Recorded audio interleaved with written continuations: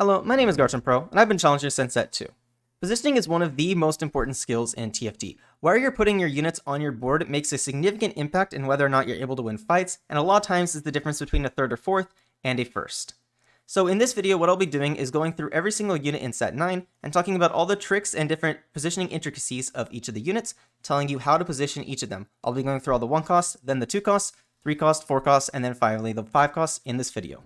Alright, so first we have Cassiopeia. The thing with Cassiopeia is her ulti is going to anti-heal the enemy it hits. What this means is you typically want Cassiopeia on the same side as your carry. This is due to the fact that anti-healing a target that's taking damage does a lot more than anti-healing a target that isn't taking damage.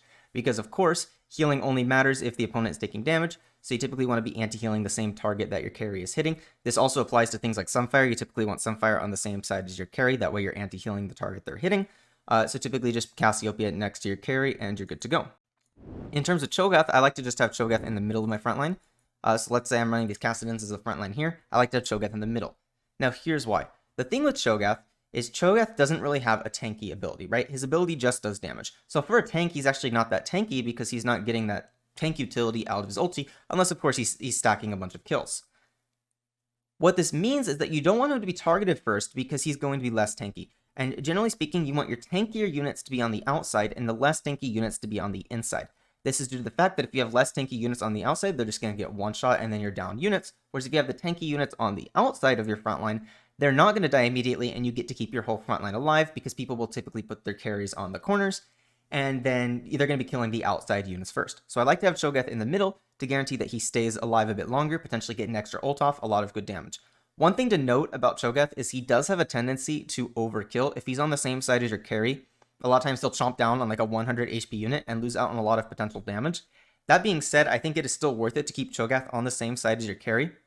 This is simply due to the fact that I think the focus fire is really impactful.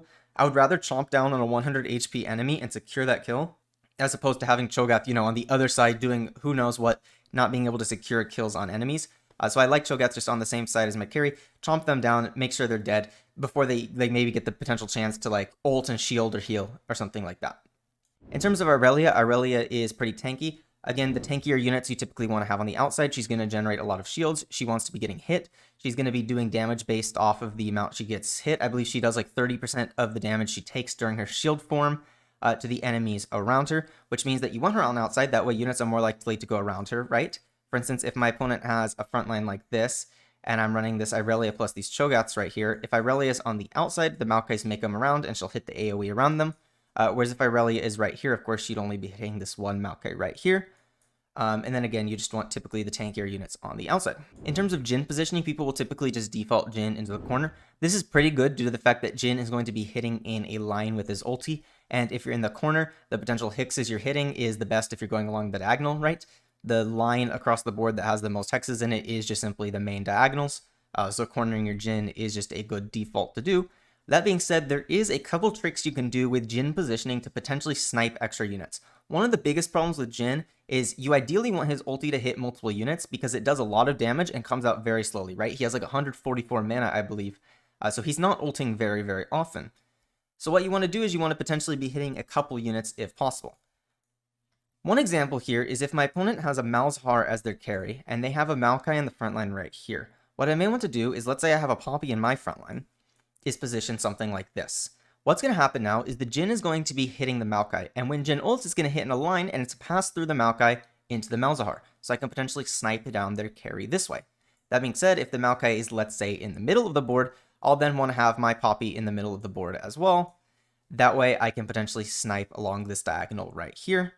And if the Maokai is over here, it's going to be pretty tricky to do. Your best bet, again, is still just middle your frontliners and hope it walks over right here and potentially snipe it down. But it's a little inconsistent to try and snipe their carry in this position. In addition, there's some other tricks you can potentially do with the Jhin stuff. I'm not sure how viable it always is because a lot of times it is worth it just to keep your Jhin safer in the corner. That being said, there is a couple tricks you can do to potentially make the Jhin hit extra units. So let's look at this example right here. My opponent has these 3 Maokais in the front line, and I have a Jhin with my Poppy as my main frontliner. What I want to do is set up a scenario where the Jhin hits all 3 Maokais with his ult. And the way we can do this is simply move the Poppy right here and the Jhin right here. What's going to happen is this Maokai will walk down here, and this Maokai will typically just walk over to the Poppy right here. Now what's going to happen is these 3 Maokais are lined up together, and my Jhin can ult all 3 of these Maokais with a single ult, potentially hit all 3 units. So there is a bit of positioning tricks you can do to try and force enemies to wrap, right? Something like this is a bit better than just having the Poppy right here, because let's say I have the Poppy right here, the Jhin will be ulting this Maokai, and we're just going to be hitting this one singular Maokai, whereas if I simply move the Poppy over here, Jhin right here, the Jin's going to ult this Maokai and hit both of these, so we're hitting 2 units in this case. So there's a lot of tricks you can do where you have the opponent's frontliners wrap around your frontliner. That way you can get a potential ult that hits maybe 2 or 3 units. So definitely keep that in mind. You might be able to win a fight that you otherwise wouldn't be able to if you can hit multiple units with a Jhin ult. Next we have Kayle. Kayle positioning is pretty simple. She does have an AoE on her ulti once you get to level 6, but it's not that impactful. It's not going to be doing like a ton of area damage. So I typically just put Kayle in the back. Just keeps it the safest, allows her to pump up the most amount of damage. That being said, of course, if you have Demacia in, you'll typically just want to put, units on either side of her. That way they potentially get the armor buff as well. You may also want to put some melee units in front of her. I wouldn't put ranged units in front of her, but you can put melee units in front of her if you'd like. That being said, make sure this isn't your entire board, right? If I have the Demacia buff in, make sure I at least have 1 unit soloing on the front line. This is due to the fact that if you put all of your units in the back right here, the enemy board is simply just going to go into yours, right? All their units are just going to be in the front line, and they'll just walk into yours. I guess Maokai's a bad one here because I was already using Maokai, but let's say the opponent's using Irelias for frontline. The Irelias will just walk into your team. Their entire team is just going to crumple onto yours, and you're going to be just AoE down in this small little corner here. So it's best to always have 1 singular frontliner like this. That way my other frontliners have a chance to walk up, and now all of a sudden their team isn't walking back onto mine. So do keep that in mind. Make sure you have at least 1 unit in the front row. Next we have Malzahar. Now the thing with Malzahar is his ulti's going to hit his current target and then the hexes on either side of him. So for example, let's say my opponent has these 3 Maokais on the front line. Right here, my Malzahar is going to be auto-attacking this outside Maokai, and the ulti is going to hit this outside Maokai plus this middle Maokai, but not going to hit the right side Maokai. The way we can fix this is essentially just move the Malzahar into the middle of these Maokais. Now if it ults this middle Maokai, it's going to hit the Maokais on either side, and we're going to maximize the amount of damage. Of course, if my opponent moves these Maokais over like so, we'll simply just move the Malzahar to make sure that we're still hitting the middle unit. Of course, if your opponent spreads out their front line, this isn't going to really happen. A lot of times you'll just be ulting 1 unit. Your best bet is to throw a frontline or something like right here. Hope it walks over like this, and now you're hitting 2 frontliners. But in this case, you could obviously just simply still corner the Malzahar, and that way you can hopefully at least hit 2. You should always be trying to hit at least 2 frontliners with your Malzahar by hopefully dragging them into each other with your frontline. Right, the worst case scenario would be, let's say they have these 3 Maokais right here, and you just move your poppies like this, and now they're never going to drag into each other. You really want to be making sure that these Maokais walk into each other so you can potentially hit 2 at once. Of course, putting your Malzahar in the corner as a default is fine. It is going to keep him safer, but a lot of times you can maximize his damage by putting him in the middle. Thing with Maokai is he's a tanky unit, so in general we like tanky units on the outside, as I already discussed. But importantly, he's also a Bastion. The thing with Bastions is Bastions double their armor and MR bonus for the first 10 seconds of combat. What this means for any Bastion unit is you typically want them to be on the outside of your front line for sure, because you want them to be taking damage in the first 10 seconds, right? If they're not taking damage in the first 10 seconds, you're losing a big part of the Bastion buff. So if you have your Maokais, you want them to be on the outside of your front line for sure. Now, the thing with Orianna is a lot of times people will put Orianna on their back row, which makes sense. She's a 4-range spellcaster. That being said, if you have Orianna on your back row, you typically don't want her to be in the corner. You want her to be next to the corner. This is due to the fact that Orianna is really, really bad in 1v1 scenarios. She's going to ult herself and not do enough damage to clean up a target, especially if she's versus ranged units. Of course, if she's versus a melee unit, they'll walk onto her, she'll ult herself, and then the shield will burst and she'll do damage. But she's really bad at cleaning up in a 1v1 to end a fight, so you typically don't want Orianna to be in the corner. So you position something like this, that way the Orianna typically will get targeted before the Malzahar. That being said, what I've actually really liked doing recently is taking my Orianna and actually putting her on the second row.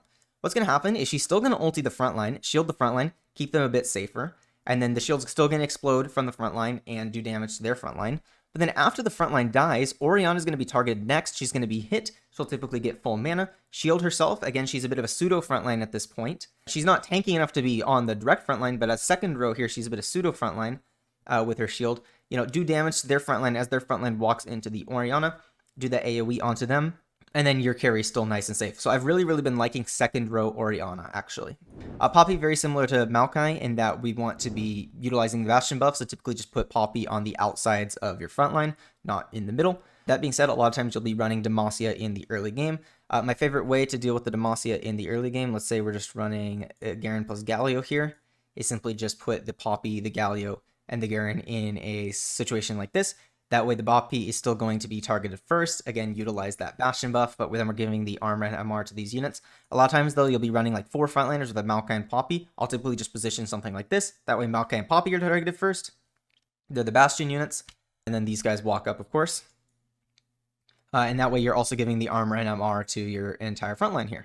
Next we have Renekton. Now Renekton's going to be hitting in an AoE circle around his ulti, which means a lot of the times you want Renekton to be on the outside of your frontline. That being said, if you can, let's say you have a Renekton and you have items on him, right? Like you have a Renekton 2 with a Warmogs or something. What I really like to do is actually solo frontline the Renekton.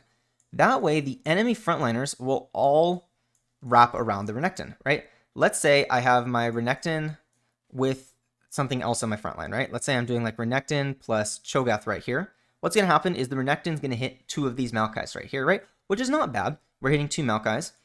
But if I instead move this Cho'Gath back right here, any frontliners my opponent has is going to wrap around the Renekton. Basically, no matter where they put it, they're going to wrap around the Renekton. And now Renekton's just going to have a bigger ult, going to do a lot more damage. Of course, this isn't great if your Renekton is just going to get bursted down immediately. Don't try this with the Renekton 1. He's just going to die before he ulties if he's taking all of the fire at once. But if you have Renekton 2 with an item, highly recommend just solo frontlining him. Throw all your other frontliners on the back rows. They'll walk up and tank after the Renekton's dead for you. But Renekton here will be able to get a much bigger ult and do a lot more damage. Samira is a bit interesting. First glance, she just looks like a normal AD unit. She just does single target damage, so you typically just put her in the corner.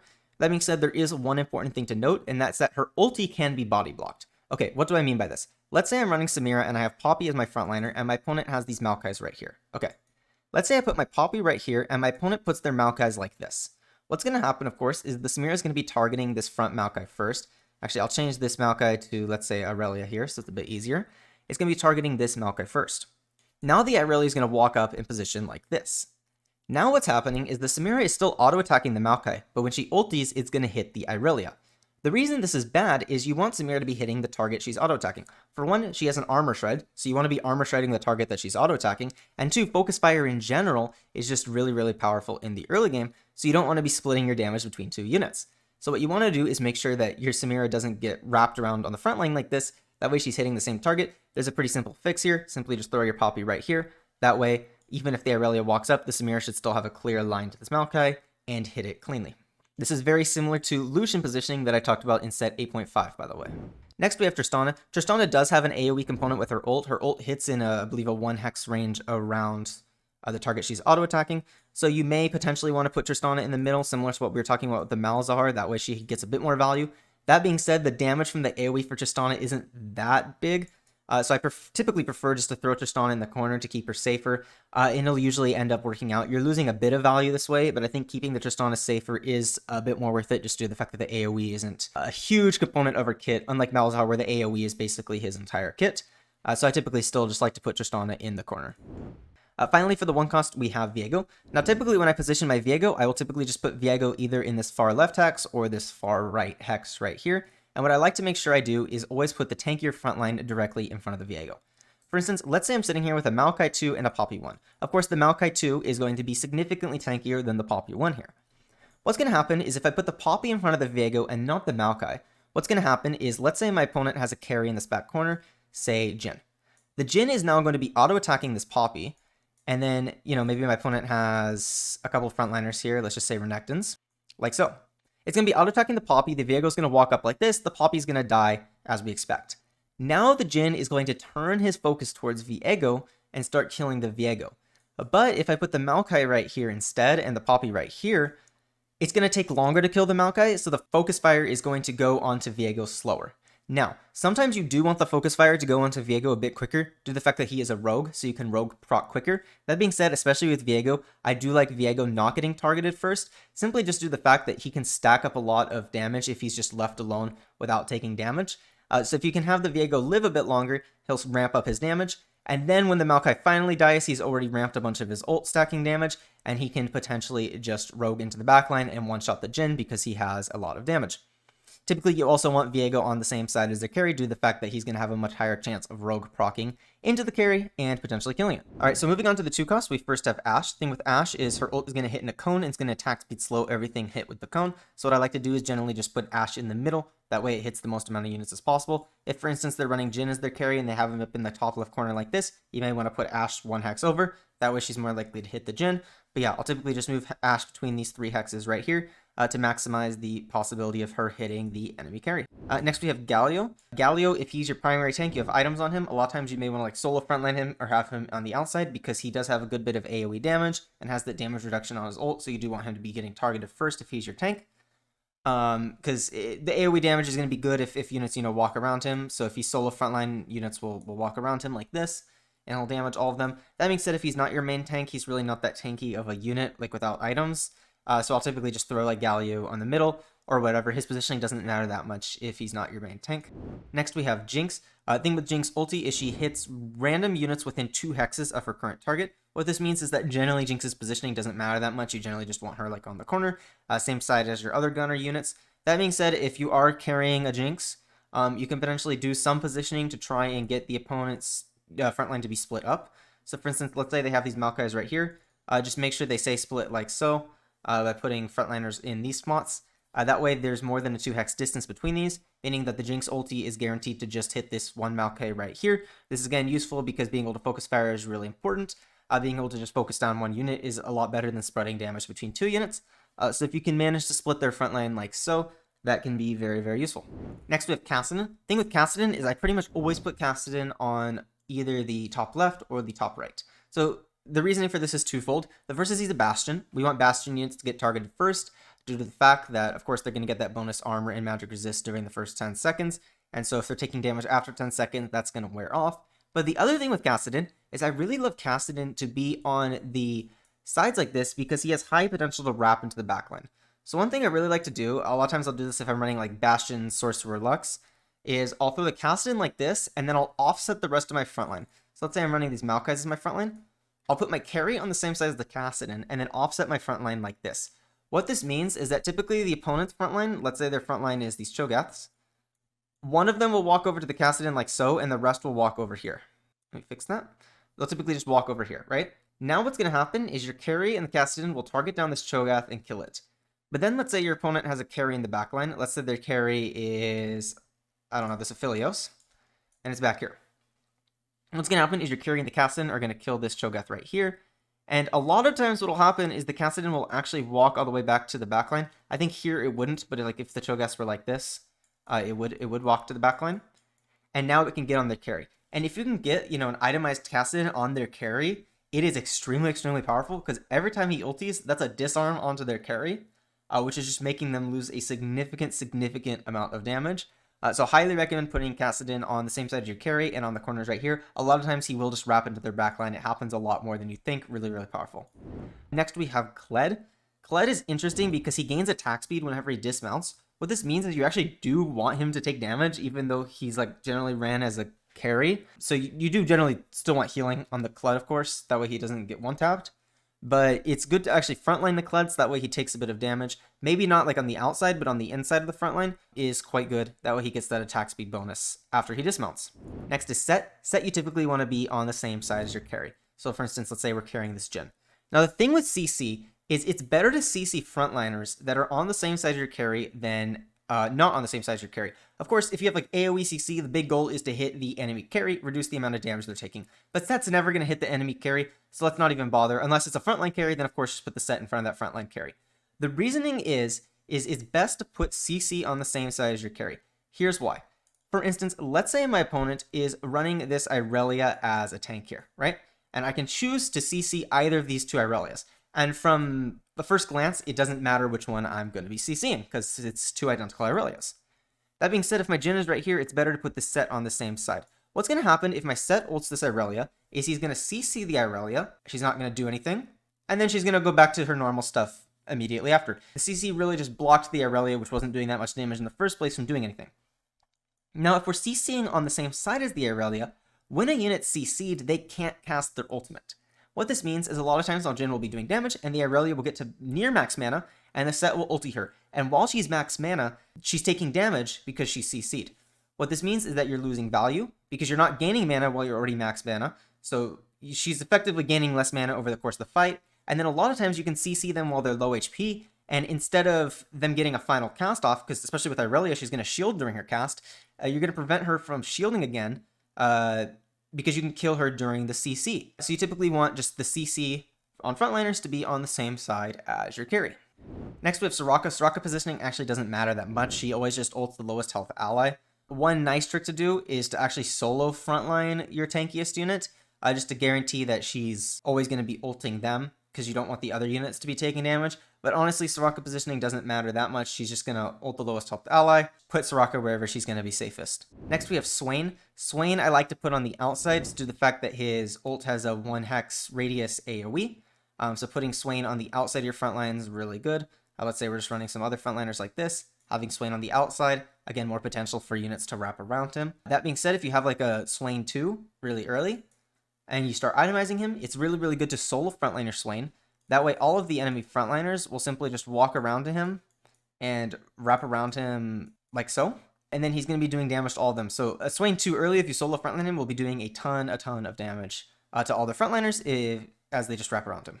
Next, we have Taliyah. Taliyah is just going to CC her current target and do damage to it. Thing is that let's say they have like a frontline carry. You want to have Taliyah in front of that in order to CC it and, do damage to it. CC that frontliner, prevent the damage it's doing.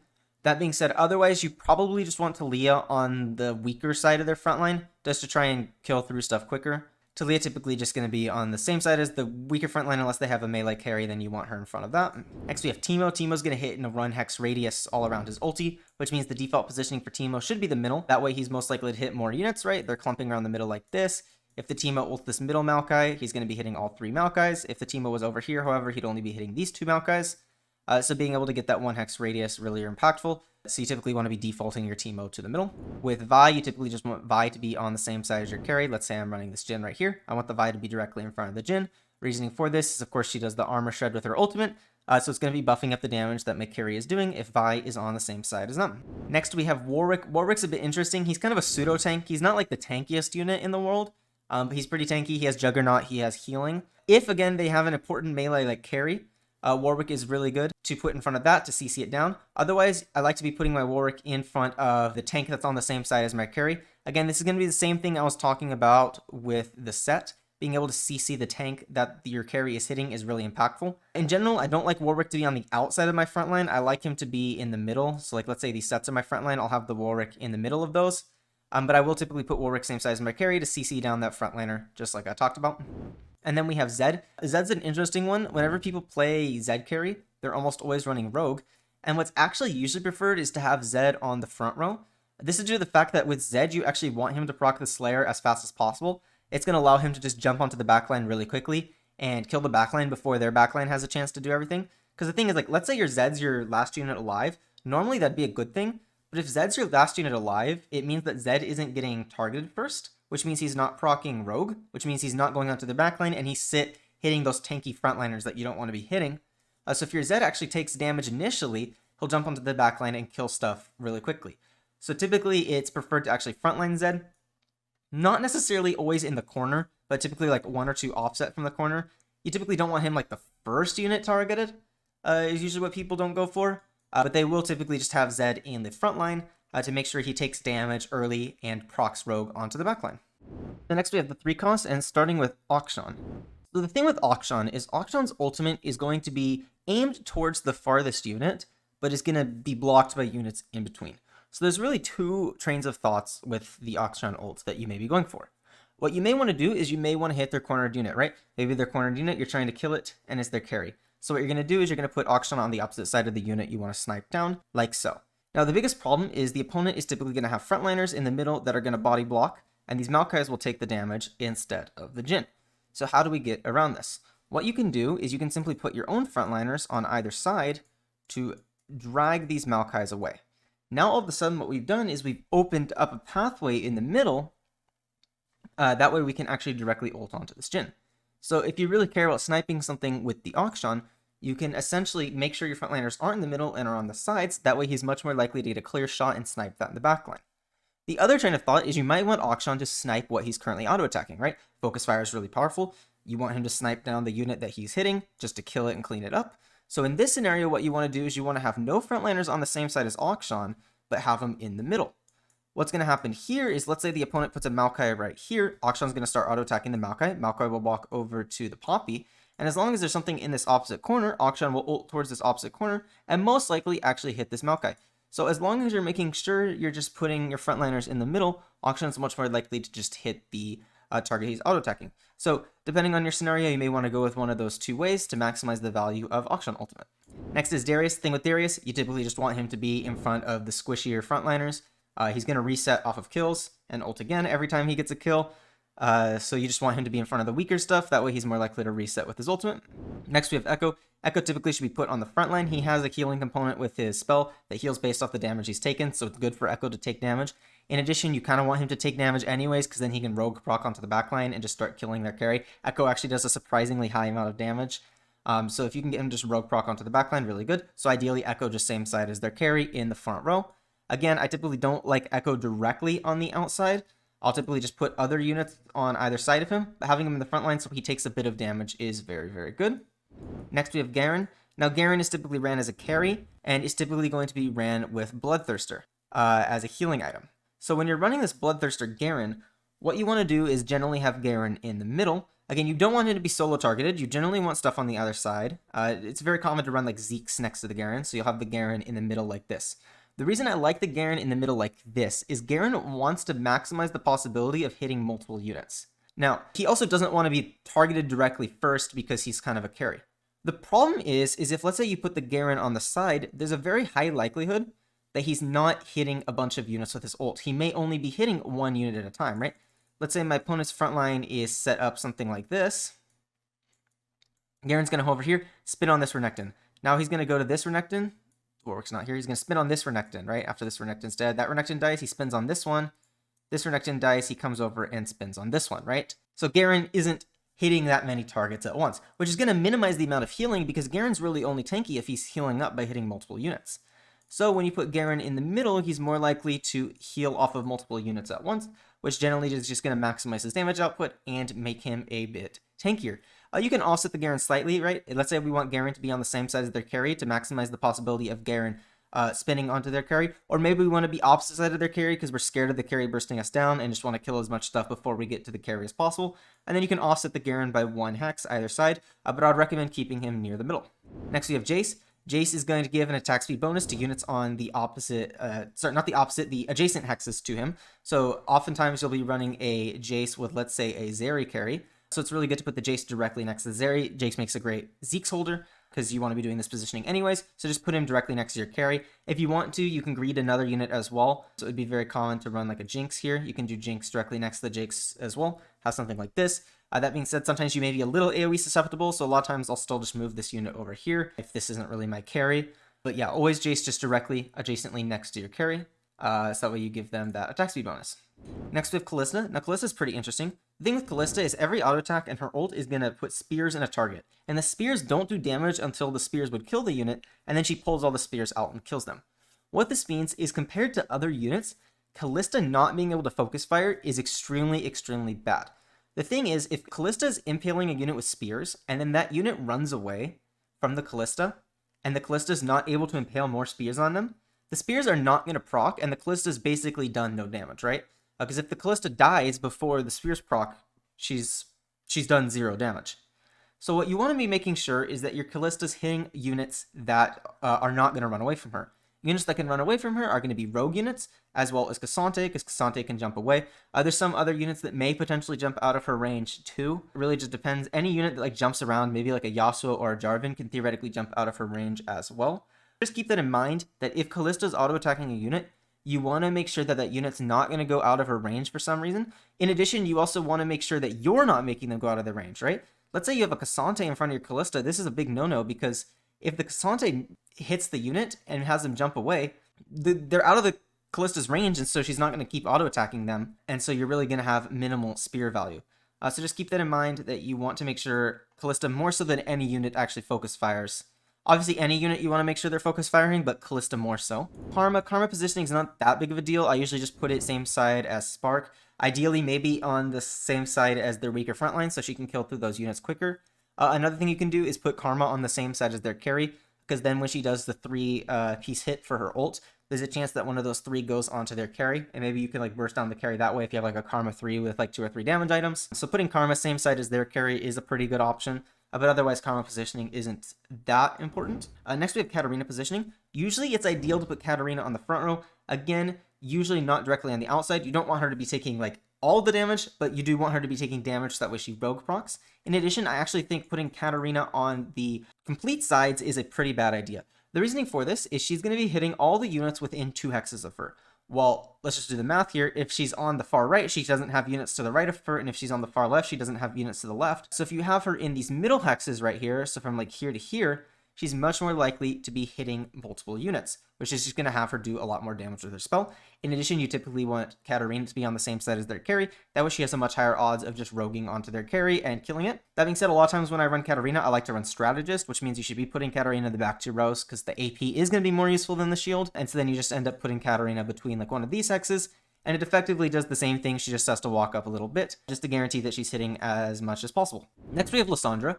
Now, Lissandra is going to CC her target that she's hitting and then do AoE in 2 hexes around her. So there's 2 ways to think about Lissandra. We can either think about maximizing her total damage output, which would be trying to hit the biggest clump, or we can think about CCing a specific target. If they have a melee carry, I'd recommend putting Lissandra in front of that melee carry. The CC onto that is going to be very, very useful.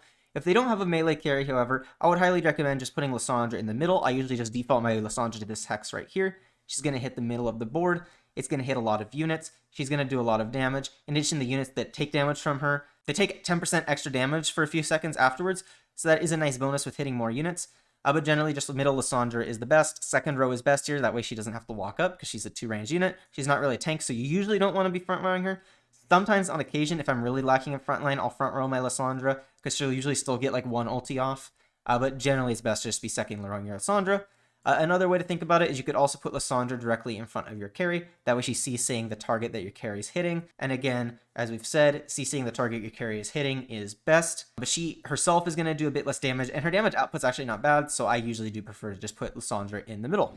Next, we have Rek'Sai. Rek'Sai typically wants to be put on the front row. That way she doesn't have to walk up. She usually is ran with healing anyways, so you don't have to worry about her getting bursted down too hard. Again, I usually like her in the middle of the front line though, something like this with units on either side. That way she's not going to be targeted down first.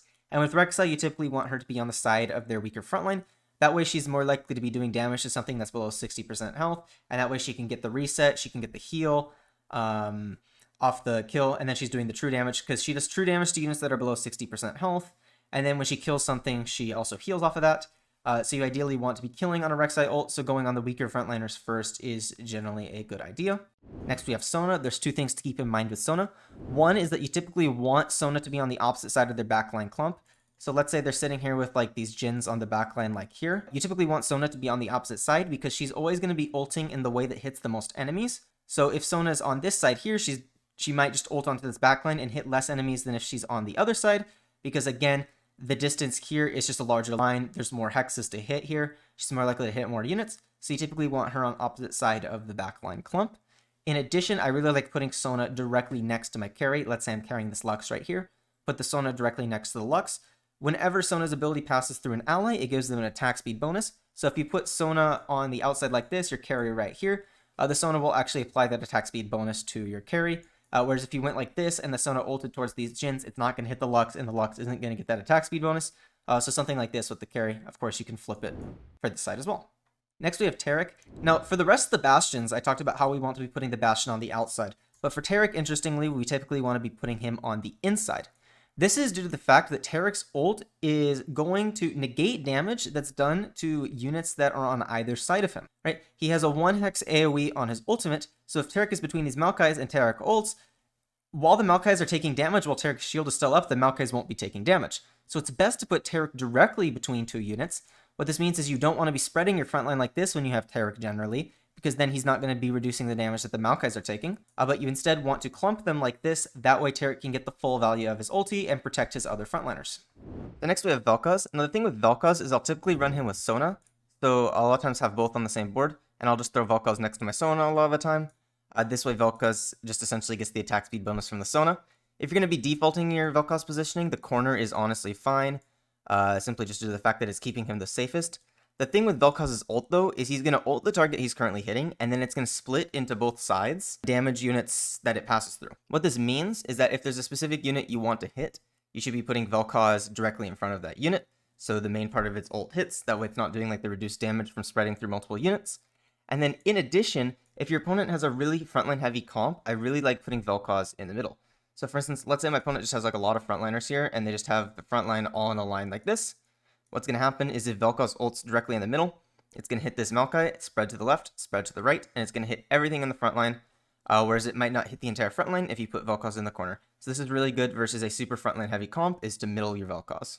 Alright, so moving on to the forecast, we first have Aphelios. Now the one thing with Aphelios is his ult does have an AoE component, and the more units he hits with the AoE part of his ultimate, the more chakrams he's going to stack, which means he does more damage off his auto attacks and heals more off of his auto attacks. What this means is you ideally want there to be a clump on the enemy team. So quick optimization we can do is if we have a front line, is we can simply just clump that front line together like so that way the enemy team is more likely to clump around our front line and we're more likely to get a good Aphelios ult, right? Don't spread out your front line when you're playing Aphelios, it's generally going to be better to clump it together. In addition, if we have, let's say, like a 3-item Sejuani 2 or something that's similarly tanky, what you can do is move the rest of your frontliners to the back and keep that super tanky frontliner in the middle, front, center like this. That way the enemy frontline will all clump around this. Aphelios should be able to hit a nice AoE on all their frontliners that clumping around, right? Like, my opponent has all these frontliners here. They'll probably path around the Sejuani like this clump. Aphelios should be able to hit all of them at once. And you're just going to have a better Aphelios ult on average if you do something like this. Again, I'd only do this if you have like a really strong frontliner, like a 3-item Sejuani 2 or something similar, because otherwise it's just going to die immediately and their team's going to walk into yours, which is not a good thing. Next we have Azir. The thing with Azir positioning is he doesn't have like that much positioning intricacies to him. The one thing with Azir though is he is a ramping champion. He's not doing his full damage output until 3 ultimates in, because then he has all his sand soldiers on the field. In addition, you're often running Rageblade with Azir, so he's ramping that way as well. What this means is you typically just want Azir to be on the opposite side of the enemy carry to keep him a bit safer. You can also put Azir in front of the weaker side of their front line. That way he can hopefully kill a unit or two before he's ramped up to doing his full damage, because he's probably not killing like Dragon's Claw Sejuani 2 before he has all 3 sand soldiers on the field. But yeah, that's basically it for Azir. Just try and keep him as safe as possible. Next we have Gwen. Now the thing with Gwen is I actually like to put her on the same side as the enemy carry. Now, Gwen is very similar in terms of behavior to Bel'veth in Sett 8, if you're familiar with it, where Bel'veth will sometimes just smurf it and run into the enemy carry and kill them, and then sometimes she'll just be a troll, run into enemy CC, and just get killed by the enemy carry immediately. So Gwen is somewhat similar in that regard. The reason I like Gwen on the same side as the enemy carry is if I have Gwen on the opposite side of the enemy carry, she can still troll and like ult past the enemy front line like this. Like let's say they have the Maokais on the front line. Even if I have her on this opposite side, she can still troll and like run past the Maokais and be like here. And the Jhin in this position can still lock onto the Gwen and kill her, but the Gwen cannot kill the Jhin from here.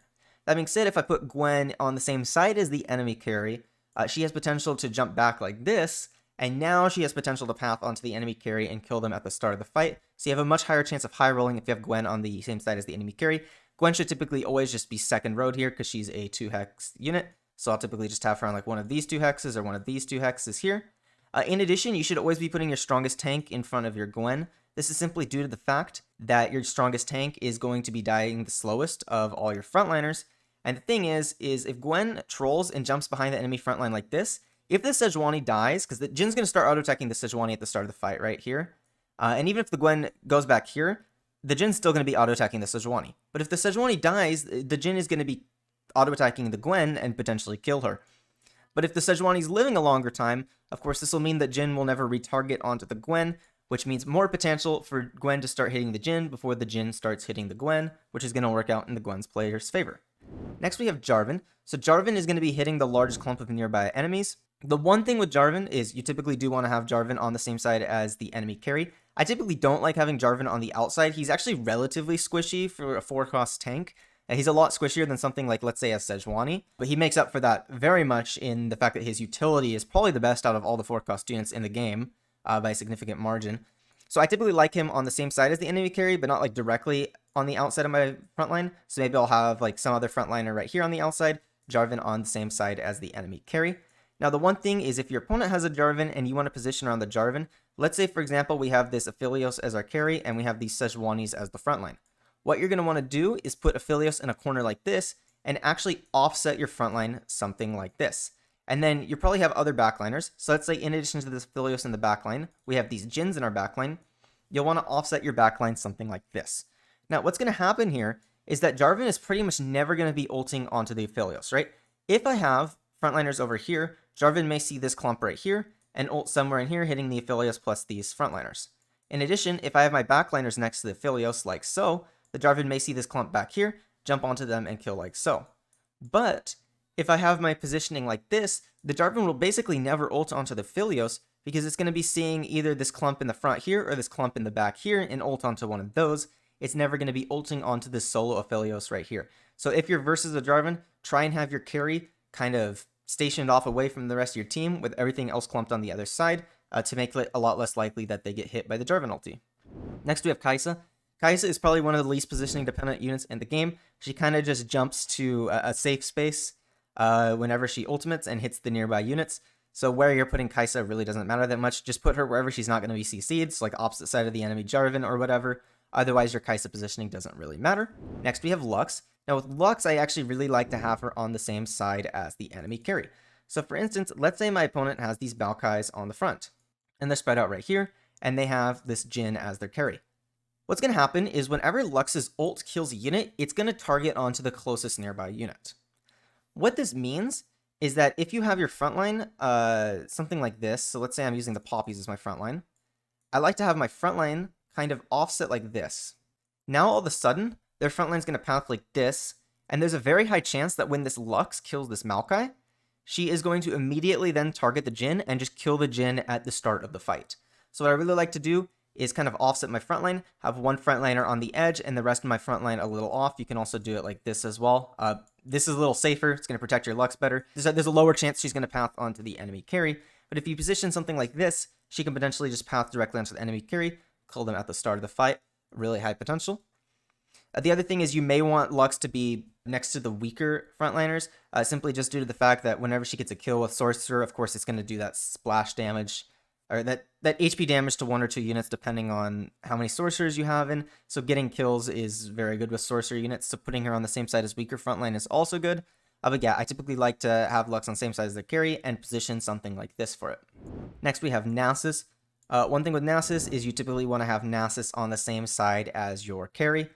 Reasoning for this is he's going to steal armor and magic resist and HP from nearby enemies. So of course, if he's on the same side as your carry, he's stealing that from the enemies that your carry's hitting. Going to make it a lot easier for your carry to secure those kills. That being said, if your enemy does have like a frontline carry, it's really good to put Nasus in front of it. Like, let's say they have like a Yasuo carry, put Nasus in front of it. It steals, I believe, 10% of AD as well on the Nasus ultimate. So you can steal that AD from the enemy carry and make them a bit weaker.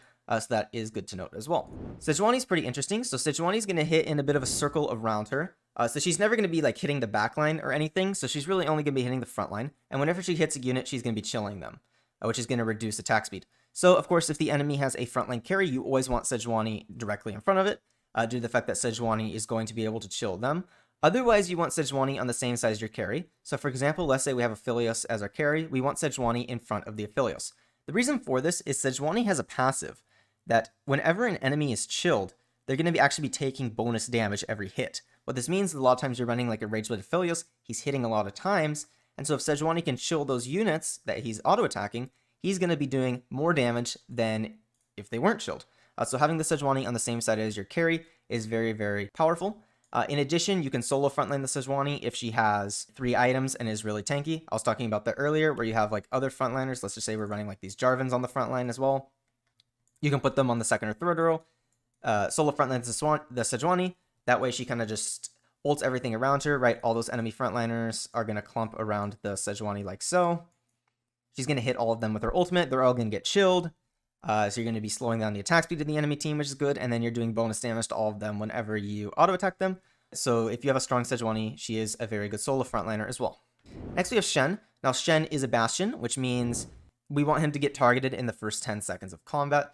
Due to the fact that, of course, he is going to be getting more armor and magic resist at the start of the fight. One thing with Shen, he's not the greatest main tank due to the fact that a big portion of his ult is to help his other allies. But yeah, I typically like to just have Shen on the outside of my front line on either side. It doesn't really matter what he's doing. He doesn't have like any like CC or anything. So I would prioritize positioning your like crowd control tanks better, right? Make sure you're positioning like your Sejuani in the correct spot. Make sure the Jarvan's in the right spot. Shen can kind of just go on the outside of whatever side. I end up putting him opposite side of my carry a lot of the time because I'll be putting my items on a different unit, and I like to usually have my tanky tank on the same side as my carry. So Shen kind of just gets thrown on the outside on the opposite side. He'll hopefully just shield up some other allies, help them out. He's good with Jarvan because a lot of times he shields the Jarvan, which helps the Jarvan stay alive a bit longer. So that is good to note. But yeah, Shen just typically goes on the outside wherever. His positioning isn't super important because he's rarely your main tank, and he doesn't have any like CC or anything off his ultimate. But getting the Bastion value is nice.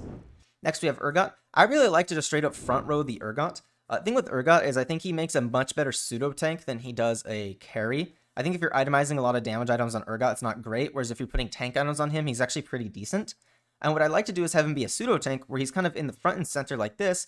That way he ults back like this, and now he's directly next to all these different units. He's in the center of the board, which makes it more likely that his legs are going to proc, right? Because he hits omnidirectional with his legs every few seconds, which means the more center he is, the more likely a unit's going to walk into range and he's going to be able to hit them with his legs. That being said, of course, you can put Urgot on the same side as their carry, potentially have him path into their carry and kill them that way as well.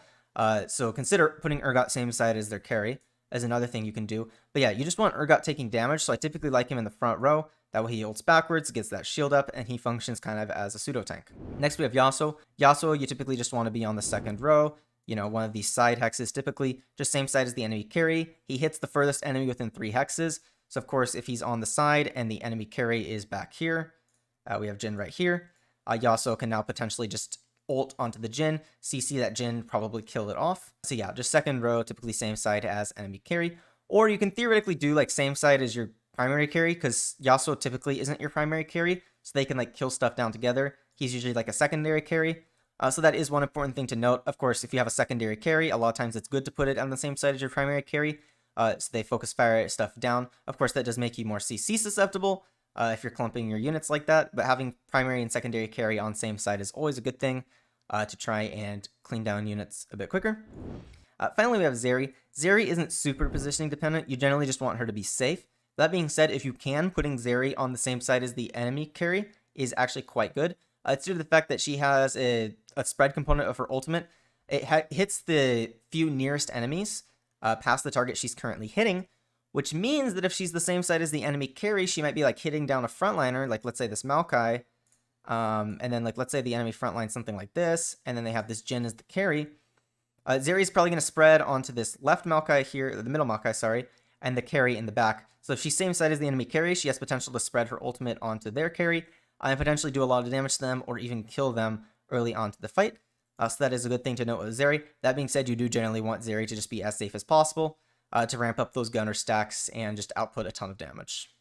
Alright, so finally we have the 5 costs, and starting with Aatrox, the thing is, if you're running Aatrox as your carry, so you have like 80 items on him and you're trying to have him do as much damage as possible, you typically want Aatrox to be in the middle of your front line. So for instance, if you're running these Shens alongside him, we'd have Shens on the outside, Aatrox in the middle, just to guarantee that he lives as long as possible, does as much damage as possible.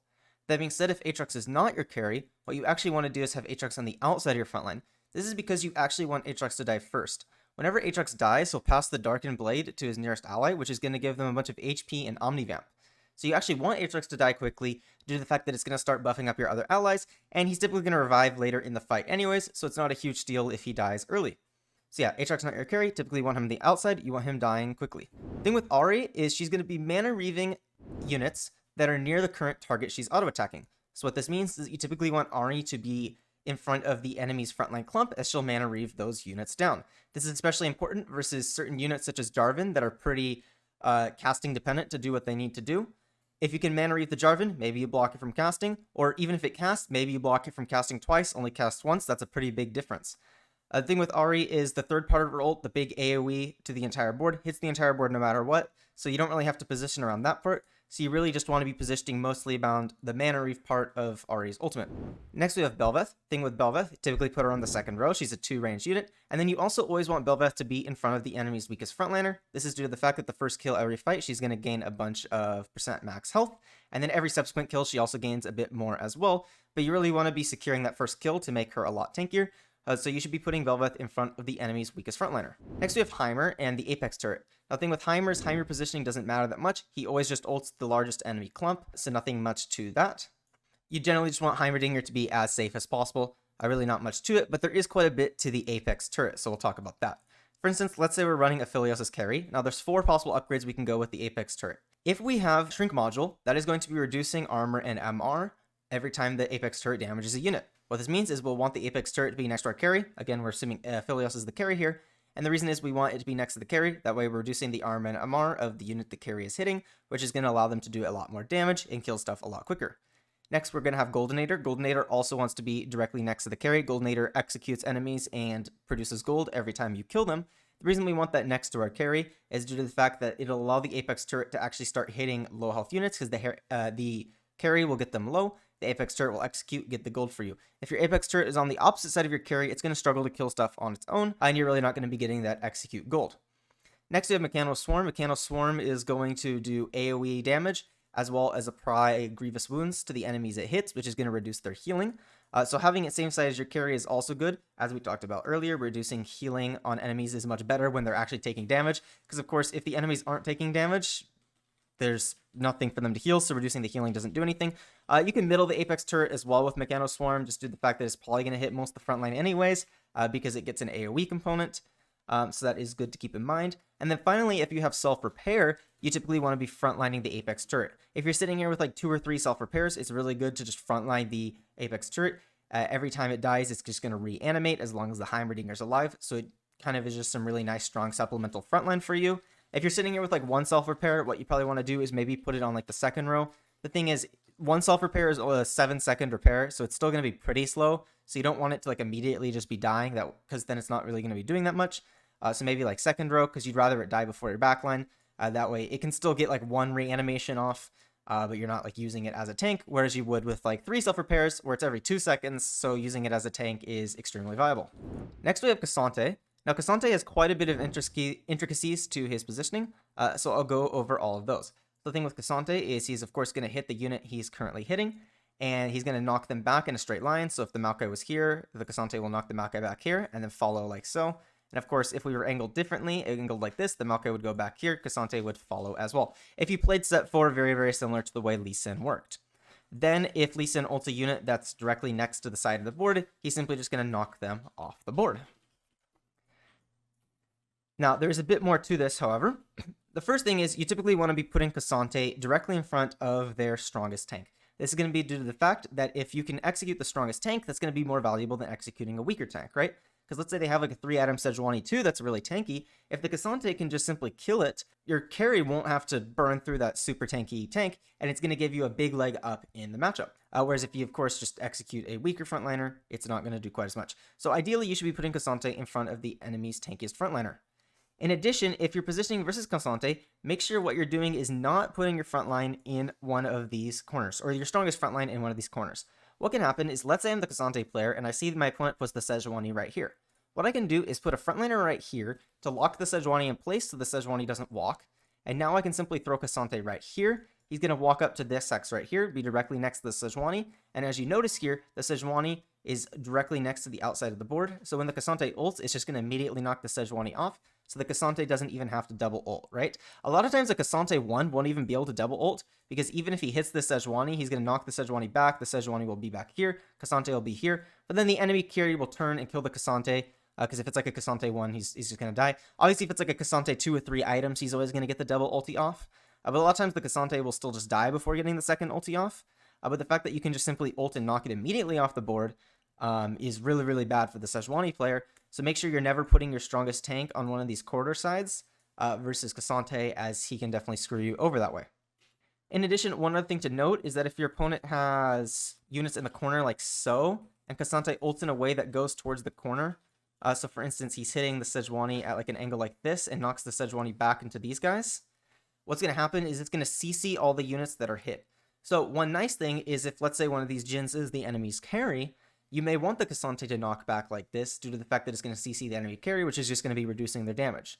That being said, if your goal is to hit the Sejuani, ulting in this direction is not going to be ideal because these Jhins are going to be blocking the Sejuani from getting knocked off the map. So if your goal was to kill the Sejuani and the Sejuani was like sitting over here, you'd want K'Sante to be ulting this way to try and kill the Sejuani. If your goal is to CC the carry, you may want K'Sante to ult towards the carry. That way it hopefully CCs the carry in this clump right here. So that is important to keep in mind. One other important that I find quite important to mention is the K'Sante and the Jarvan interaction, because this happens a lot late game because these are two really good late game units. What happens when K'Sante ults the Jarvan is the Jarvan is going to get knocked back like this, and the K'Sante will come back here. Now, the K'Sante player will typically have some frontline sitting right here. What's going to happen is most of the time the Jarvan will be back here, and the Jarvan will get to full mana before the K'Sante manages to ult. What's then going to happen is the Jarvan will typically jump back up to the front line. What this means is the K'Sante is going to be unable to kill the Jarvan because the Jarvan will jump away to safety before the K'Sante can secure the kill, right? But what this does mean is that the Jarvan is very rarely going to be ulting your backline, right? Let's say I'm running this Malzahar as my backline carry. If the Jarvan's all the way back here, he's never going to be jumping in range of this Malzahar. So if I can knock the Jarvan back, I don't have to worry about the Jarvan jumping onto my carry. So that is important to keep in mind. It's very hard to kill Jarvan with K'Sante, but you can block the Jarvan from ulting onto your carry with K'Sante, so you may want to do that in some cases. Next, we have Ryze. Ryze has a bunch of different versions of himself. All of them have different positioning. I don't know all the positionings for all of them. I don't think a lot of them are that positioning dependent. A lot of his stuff is just AoE, so I usually like to just put him in the middle, in the back row like this, just like hit the AoE onto the frontline clump, and that's pretty much it. I don't know any like positioning intricacies with Ryze. He is pretty complicated, so I don't have, all my tricks for all the different Ryze variations. Maybe later in the set I'll figure that out and I'll make an update as to how to position all the different Ryze variations. But for now, I usually just throw him in the backline, try and keep him safe. That's basically it. Next we have Senna. Thing with Senna is she's basically going to hit almost your entire board every time she ults and shields them. The one time she won't hit the entire board is, let's say we have an Azir and we throw the Senna here and the Azir right here. The Senna actually won't hit the Azir. But if you put Senna like right here, it'll actually usually hit the Azir. So basically just always corner your Senna and she'll pretty much always hit your entire ultimate. You really don't have to worry about it too much. Just always corner your Senna and you're good to go. Finally, we have Sion. Sion should basically always be on the outside of your front line. I'll just put him on one of these outside hexes here. This is due to the fact that, of course, he's going to revive on death, which means you actually want him to die first because you're not losing your Sion whenever he dies. Whereas your other frontliners, you're losing them when they die.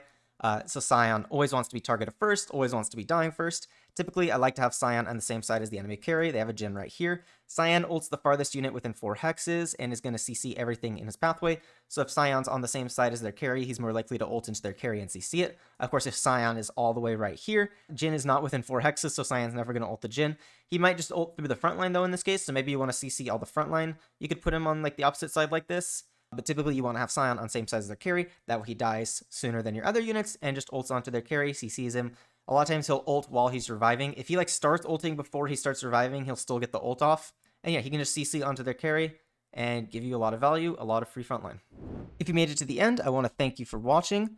Make sure to subscribe because I have a bunch of more guides coming out for Set 9. I'm going to be covering a lot of different concepts. I'll be covering all the different comps you can play, all the different early game stuff you can do, how to play each of the different legends, and a bunch of other stuff that I have in store for Set 9. Got a bunch of stuff planned, so make sure you subscribe and stay tuned for that. Thank you for watching.